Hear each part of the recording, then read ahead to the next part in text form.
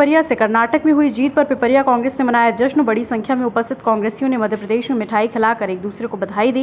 कांग्रेस के नेता वकील धर्मेंद्र नागवंशी द्वारा ओजपूर्ण शब्दों में भाजपा पर लगाए गए आरोप, हरीश बेमन और अन्य कांग्रेसी नेताओं द्वारा कर्नाटक की जनता को दिया गया धन्यवाद। नमस्कार, मैं रूपेश कुमार। आप जानते हैं कि कर्नाटक में कांग्रेस को एक प्रचंड बहुमत से विजय हुई है और यहाँ पर हम होशंगाबाद में हैं। होशंगाबाद नर्मदापुरम जिले में है, पिपरिया विधानसभा में है। यहाँ पे बड़ी संख्या में कांग्रेसी उपस्थित है, जो कि कारण बहुत बड़ा है कि कर्नाटक में कांग्रेस को एक बड़ी जीत हासिल हुई है और जिसका सीधा सीधा असर मध्य प्रदेश में भी पड़ेगा। मेरे साथ यहाँ पे उपस्थित है, मैं सबसे पहले आपसे बात करूँगी। क्या नाम है आपका? सर शरद चौधरी जी, ब्लॉक कांग्रेस है। क्या कहेंगे आप इस मामले पर? अभी ये शुरुआत हुई है और आगे पूरे प्रदेश माने पूरे भारत में वन बाई वन माने सब तरफ से हम लोग जीते आएंगे और अब इनकी सबको माने इनको हम कमज़ोर कर देंगे। इन्होंने जो माने अभी तक जिन्होंने ईवीएम में सब गड़बड़ करते थे वो सब अब सब साफ होता जा रहा है, क्योंकि अब सब लोग अलर्ट हो चुके हैं और बूथ लेवल से लोगों ने काम करना चालू कर दिया और कर्नाटक में भी ऐसा हुआ है, बूथ लेवल पे जाके काम कर रहे हैं सभी। मेरे साथ मनी नगर अध्यक्ष जी हैं। मैं आपसे कहूँगा, क्या कहेंगे कर्नाटक की बड़ी जीत पे और मध्य प्रदेश पे क्या असर पड़ेगा? कर्नाटक की जीत देश के लिए एक बहुत बड़ा संदेश है। जो सांप्रदायवाद की राजनीति होती थी, आप सभी ने देखा होगा, जब बजरंग दल जैसे विषय पर बात आई और हनुमान जी को लेकर हमारे प्रधानमंत्री मैदान में आए, लेकिन जनता ने एक सिरे से सांप्रदायिक सद्भाव को ध्यान में रखते हुए और विकास को मद्देनज़र कांग्रेस की विचारधारा को वोट किया है और यह 10 वर्षों के बाद प्रचंड बहुमत की जीत इस बात का संदेश है कि हिमाचल प्रदेश से जो शुरुआत हुई थी सन 2023 में सभी स्टेट के चुनाव और 2024 में केंद्र में पुनः कांग्रेस और कांग्रेस के गठबंधन की सरकार आएगी और फासिस्ट ताकतों का यहाँ पर समापन होगा। यह जनता की जीत है, विकास को चाहने वाले। मेरे साथ पिपरिया के वरिष्ठ कांग्रेसी उपस्थित हैं। मैं आपसे बात करूंगा कि क्या पिपरिया विधानसभा पे भी कर्नाटक का असर आएगा? बिल्कुल, ये जो प्रारंभिक रुझान जो आया है देश में आज के निर्णय के बाद, आम आदमी के बीच में एक खुशी का वातावरण और उसके अंदर प्रसन्नता जो है वो नैसर्गिक रूप से दिख रही है और ये इस बात का शुभ संकेत है कि आने वाला कल मध्य प्रदेश में कांग्रेस का है और आम आदमी जो है वो कांग्रेस को फिर से सत्ता में लेके आएगा, क्योंकि वो पिछला जनमत कांग्रेस को दे चुका था, जो कि लूट लिया गया, ठग लिया गया और विधायकों के ईमान को खरीद लिया गया था। उसका बदला लेने और 5 साल में जो विध्वंसकारी इनकी नीतियां रही हैं उसका जवाब देने निश्चित ही इस मध्य प्रदेश का मतदाता जो कर्नाटक के परिणाम सामने आए हैं उन्हीं को दोहराते हुए कांग्रेस को मध्य प्रदेश में फिर से सेवा का मौका देगा, ऐसा हमारा विश्वास। मेरे साथ कांग्रेस के पूर्व प्रत्याशी हैं हरीश बेमन। आप भी यहाँ पे मौजूद हैं। कर्नाटक में बड़ी जीत हुई है, क्या परिणाम निकलेंगे मध्य प्रदेश के और मध्य प्रदेश में सरकार चुनी जाएगी तो क्यों? जैसे मध्य प्रदेश कर्नाटक में अभी जो रिजल्ट आए हैं चुनाव के, कांग्रेस पार्टी को जनता ने पूर्ण जनादेश दिया है और भारी बहुमत से कांग्रेस पार्टी को जिताया है।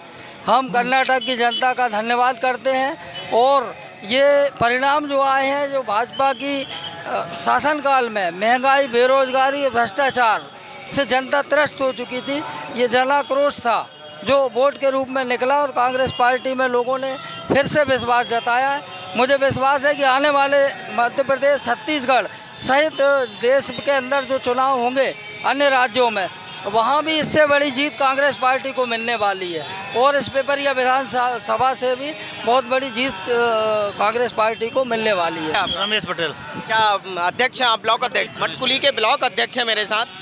कर्नाटक में जीत हुई है, आप यहाँ पे जश्न मना रहे हैं, क्या कहेंगे? आज देश की जनता ये एहसास कर चुकी है कि इस देश में ज़्यादा देर तक झूठ की इमारतें खड़ी नहीं हो सकती। ये देश चाहता है अमन, चैन, शांति। जिस तरीके से राहुल गांधी ने भारत जोड़ो यात्रा निकाली और एक नफरत की दुकान को बंद करने का आह्वान किया और प्यार मोहब्बत भाईचारे की दुकान को खोलने का आह्वान किया है, उसको कर्नाटक की जनता ने स्वीकार किया है। कर्नाटक की जनता नहीं, पूरे देश की जनता राहुल गांधी की ओर, कांग्रेस की ओर आशावादी निगाहों देख रही है। इस देश के लिए चाहिए शिक्षा, इस देश के युवाओं को चाहिए रोजगार, इस देश के लिए चाहिए बड़े बड़े उद्योग स्थापन होना चाहिए। और डेमोक्रेसी में जहाँ तक कांग्रेस का विश्वास है, हम लोकतंत्र के माध्यम से इस देश को चलाना चाहते हैं और चाहे वो कोई ताकत हो, इस देश में गांधीवादी विचारधारा ही चलेगी, ऐसा हमारा और कांग्रेस पार्टी का माध्यम है। उसी माध्यम को लेकर हम मध्य प्रदेश में भी आने वाले समय में कमलनाथ जी के नेतृत्व में सरकार बनाएंगे। पिपरिया विधानसभा बहुत ज्यादा मतों से यहाँ जीतेंगे। जय हिंद। मेरे साथ धर्मेंद्र नागवंशी है, यहाँ के कांग्रेस के नेता भी हैं और एडवोकेट भी है। मैं सारी बातें हो चुकी हैं, कर्नाटक के विषय में हो चुकी हैं और भी विकास के विषय में बात हो चुकी है। मैं आपसे कुछ और प्रश्न करना चाहूँगा कि यदि पिपरिया विधानसभा में कांग्रेस को चुना जाए तो क्यों? पिपरिया विधानसभा में चुनाव वस्तुतः जो स्थिति है उसको देखते हुए जनता का मैंडेट कांग्रेस के पक्ष में आएगा और उम्मीदवार जीतेगा। क्यों? क्योंकि यहाँ पे जो विगत 15 वर्षों से जो कार्यकाल चल रहा है, 15 वर्षों से तानाशाही रूप से कार्रवाई चल रही है, जो रवैया अख्तियार किया जा रहा है, छोटे आदमियों की आवाज़ को दबा दिया जाता है। इस आवाज़ को उठाने के लिए जनता खुद जागृत होकर सामने आ रही है। इसका परिणाम आने वाले विधानसभा चुनाव में ये सीट निकलेगी, विजय दिखेगी। तो क्या पिपरिया विधानसभा में विकास नहीं हुआ, ऐसा आप मानते हैं? पिपरिया विधानसभा में विकास हुआ होता तो देखता विकास हुआ है कि नहीं हुआ है। विकास नगण्य है, विकास नाम की चीज़ शून्य है। विकास के लिए तरस रहा है पिपरिया। पिपरिया में भाजपा के नेता कहते हैं कि हम इतनी सारी योजना चला रहे हैं, मुख्यमंत्री जी कहते हैं हम इतनी सारी नल जल योजना की बात करें, सड़क की बात करें, हम बात करते हैं आयुष्मान योजना की, संबल योजना की और लाडली बहन आयो, लाडली लक्ष्मी योजना की, सैकड़ों योजनाएं वे गिनाते हैं। तो क्या ये योजनाएं ठीक नहीं है? ये योजनाएं चल रही होंगी कागजों में, परिणाम खाने वाले, इनके साथ बैठने वाले जो चापलूस हैं, जो उनके चाटुकारिता करते हैं, उनके घर में पैसा जा रहा है। विकास की योजना का पैसा खुद भाजपा और उनके नेता कर रहे हैं और उपयोग कर रहे हैं और जनता भोली भाली भटक रही है और भूखी मर रही है। 18 सालों में एक पुलिया नहीं बनी उनसे। ये है विकास पिपरिया का।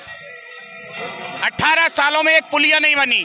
वो दूसरा पुल बना है, वो भी घटिया निर्माण हो रहा।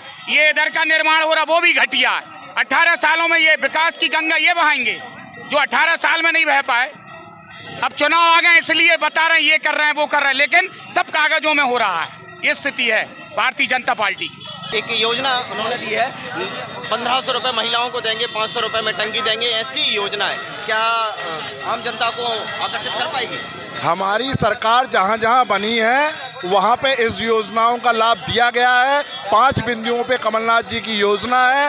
ये जो वचन उन्होंने दिया वो वचन होगा और उसी की नकल भाजपा कर रही है और नकल करके जनता को जुमलेबाजी में लाके बेवकूफ़ बना रही है।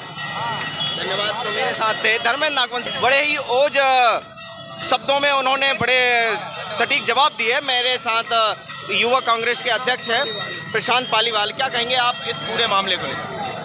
जी, ये बहुत ही हर्ष की बात है। जो हमारे राहुल गांधी जी हैं, उनने जो मोहब्बत की दुकान खोलने का वादा किया था, आज कर्नाटक ने, वो जनता ने वो वादा निभा दिया है। जो धर्म में इस समय भेदभाव की राजनीति हो रही, जनता ने उसको नकार के रोजगार, शिक्षा, चिकित्सा, इन मुद्दों पे आज मोहर लगा दी है।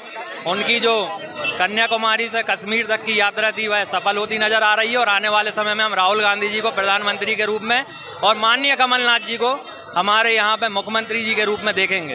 अपने शहर, अपने प्रदेश की ताज़ा खबरों के लिए लाइक करें, शेयर करें, सब्सक्राइब करें और हाँ, बेल आइकन दबाना ना भूलें, क्योंकि खबर हमारी, फैसला जनतंत्र का।